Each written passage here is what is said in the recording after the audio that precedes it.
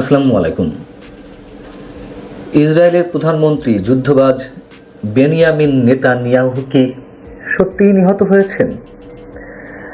এমন প্রশ্নের মধ্য দিয়ে সারা পৃথিবীর বিভিন্ন গণমাধ্যমে নানান ধরনের খবর প্রচারিত হচ্ছে, প্রকাশিত হচ্ছে এবং একই সঙ্গে নানান ধরনের প্রশ্ন উঠছে। তিনি সত্যিই নিহত হয়েছেন কিনা, তিনি আদৌ বেঁচে আছেন কিনা, তিনি নিহত না হয়ে আসলে গুরুতর আহত অবস্থা আছেন কিনা, নানান ধরনের প্রশ্ন নিয়ে নানান ধরনের গুঞ্জন পুরো বিশ্বব্যাপী ছড়িয়ে গেছে। ইসরায়েলের প্রধানমন্ত্রী যে নিহত হয়েছেন এমন একটি খবর খুব কনফিডেন্টলি দাবি করেছে ইরানের আধা সরকারি বার্তা সংস্থা তাসনিম নিউজ এজেন্সি, এবং তারা কয়েকটি ব্যাখ্যা এখানে দেওয়ার চেষ্টা করেছে যে সত্যিই বেনিয়ামিন নেতানিয়াহু নিহত হয়েছেন ইরানের মিসাইল হামলায়। যদি সত্যিই বেনিয়ামিন নেতানিয়াহু নিহত হয়ে থাকেন, ডোনাল্ড ট্রাম্প কি করবে? অথবা ইরানের ভূমিকা পরবর্তীতে কতটা আরও বিধ্বংসী হবে, সেই প্রশ্নও সামনে আসছে। ইরানের আধা সরকারি বার্তা সংস্থা তাসনিম নিউজ যেই পয়েন্টগুলো উল্লেখ করেছে, তার নিহত হওয়ার সপক্ষে যেগুলো দাবি করেছে, তার মধ্যে এখানে প্রথমেই বলা হচ্ছে যে প্রায় 3 দিন ধরে নেতানিয়াহুকে ব্যক্তিগত কোনো চ্যানেলে দেখা যাচ্ছে না, তার কোনো ভিডিও পাওয়া যাচ্ছে না, এমনকি 4 দিন ধরে তার কোনো ছবিও প্রকাশিত হচ্ছে না। এরপর তার নামে যেসব বক্তব্য আসতো ইসরায়েল সরকারের পক্ষ থেকে, তেমন কোনো প্রেস বিজ্ঞপ্তিও আসছে না। দ্বিতীয়ত যে কারণটি এখানে উল্লেখ করা হয়েছে যে এর আগে সাধারণত প্রতিদিন অন্তত 3টি ভিডিও বার্তা বেনিয়ামিন নেতানিয়াহু তার ব্যক্তিগত সোশ্যাল মিডিয়ার অ্যাকাউন্ট থেকে প্রকাশ করতেন, কিন্তু টানা 3 দিন ধরে তার সোশ্যাল অ্যাকাউন্ট থেকেও এ ধরনের কোনো ভিডিও বার্তা আসছে না। তৃতীয়ত, বেশ কিছু হিব্রু সংবাদ মাধ্যম জানাচ্ছে যে 8 মার্চ থেকে নেতানিয়াহুর বাসভবনের নিরাপত্তা কয়েক গুণ বৃদ্ধি করা হয়েছে। বিশেষ করে আত্মঘাতী ড্রোন হামলা ঠেকাতে সেখানে সর্বোচ্চ সতর্ক ব্যবস্থা নেওয়া হয়েছে, এবং এই যে মাত্রাতিরিক্ত সতর্ক ব্যবস্থা এর মধ্য দিয়েও আবার বেশ রহস্য ছড়িয়ে পড়েছে।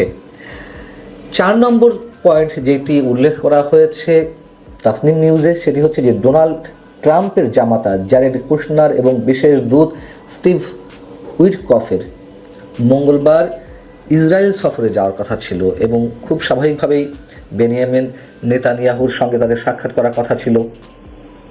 যুদ্ধের বিষয়ে নিশ্চয়ই নানান ধরনের কথাবার্তা তাদের মধ্যে হওয়ার কথা ছিল, কিন্তু ট্রাম্পের জামাতা জ্যারেড কুশনার এবং বিশেষ দূত স্টিভ উইটকফের এই সফর হঠাৎ করেই স্থগিত করা হয়েছে।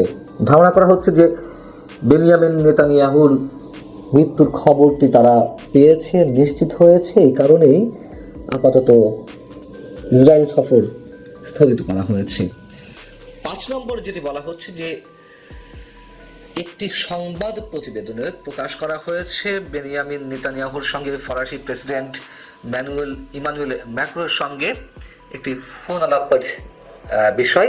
তবে সেই সংবাদে ফোন আলাপটি আসলে কবের তার সুনির্দিষ্ট কোনো তারিখ উল্লেখ করা হয়নি, এবং এটি মনে করা হচ্ছে যে এটি একটি মানুষকে চোখে ধোঁয়া দেওয়ার মতো নিউজ।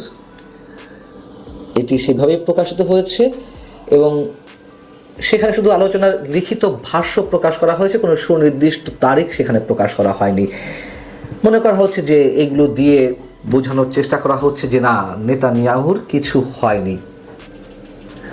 এ ধরনের নানান অকাট্য যুক্তি ইরানের আধা সরকারি বার্তা সংস্থা তাসনিম নিউজে উল্লেখ করা হয়েছে, যদিও একেবারে ডেফিনেট করে কোনো সত্যতা উপস্থাপন করা সম্ভব হয়নি। আবার ইসরায়েল সরকারের পক্ষ থেকেও বেনিয়ামিন নেতানিয়াহু আসলে কি অবস্থায় আছেন, বেঁচে আছেন নাকি সত্যিই নিহত হয়েছেন, সে সম্পর্কেও তারা স্পষ্ট কোনো বার্তা দেয়নি, যখন কিনা সারা বিশ্বেই তার মৃত্যুর খবর গুঞ্জন আকারে কিংবা গুজব আকারে ছড়িয়ে পড়েছে। তবে ইসরায়েলের খুবই প্রভাবশালী একটি গণমাধ্যম দ্য জেরুজালেম পোস্ট, তারা দাবি করেছে যে নেতানিয়াহুর মৃত্যুর সংবাদ কেবলই গুজব। এটিকে ইরানি গণমাধ্যমের একটি ষড়যন্ত্র তত্ত্ব বলে সেখানে দাবি করা হয়েছে। আবার এসবের মধ্যে পরিদর্শন করেছেন